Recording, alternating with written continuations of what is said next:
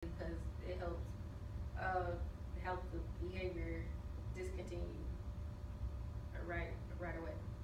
Um, so you don't want to put it off because the problem will get worse. For example, we have the problem with like body odor, personal hygiene. This is something that can really affect somebody because that's something really personal. If you put that off, that'll more likely hurt that person's feeling more than anything. And they might feel rejected. They don't want to come to work anymore just because you weren't, professional, timely, wise. So if you wait, the behavior will continue, like I said before. And two, they might ask you, especially with body odor, why didn't you tell me sooner? So you don't want that to happen. You don't want them to feel like you set them up 6 months later down the line and they're just figuring out the problem that they were having.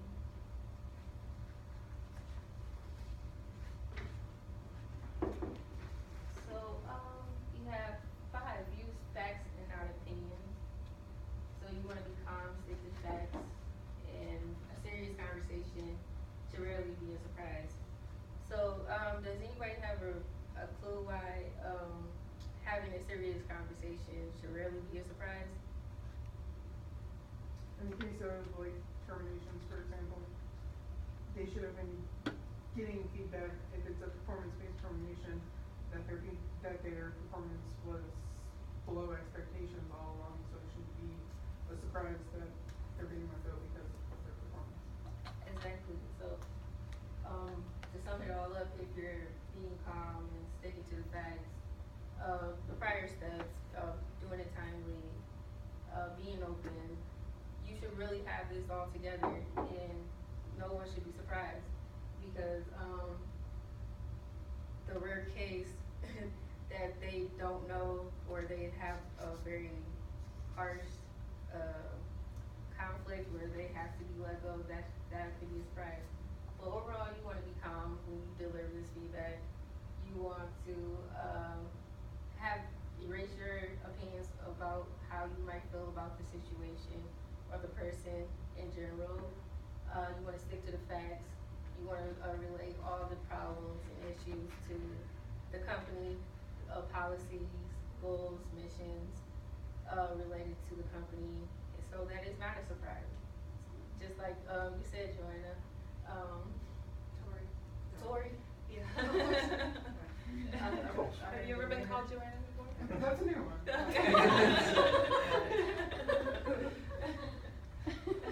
Yes, Tori, like you said before, if you're doing all the prior steps before this, then it's not a surprise. You kind of get the hint before, they even confront you that you might be doing something that you're not supposed to.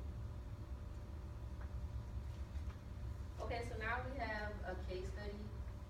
Since we have 5 now, you could do one group of 2, one group of 3.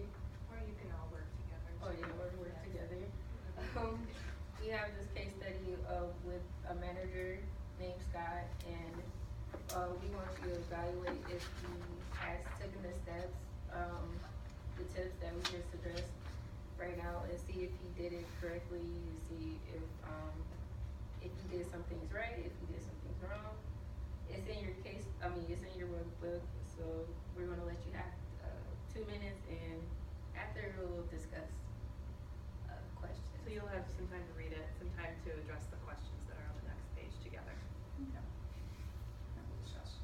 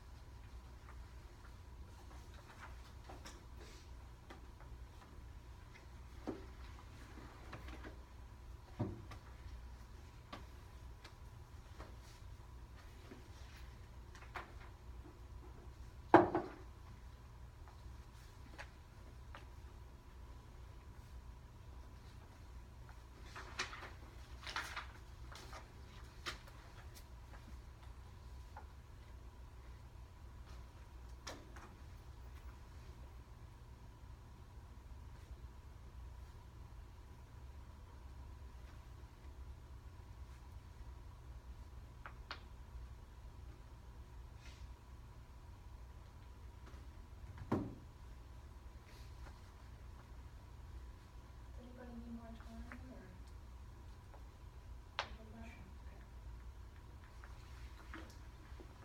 Oh, okay. So if everyone's finished, I guess we can continue. So yeah, does anybody wanna tell us about the case study? No? Okay, so yeah, you might just say.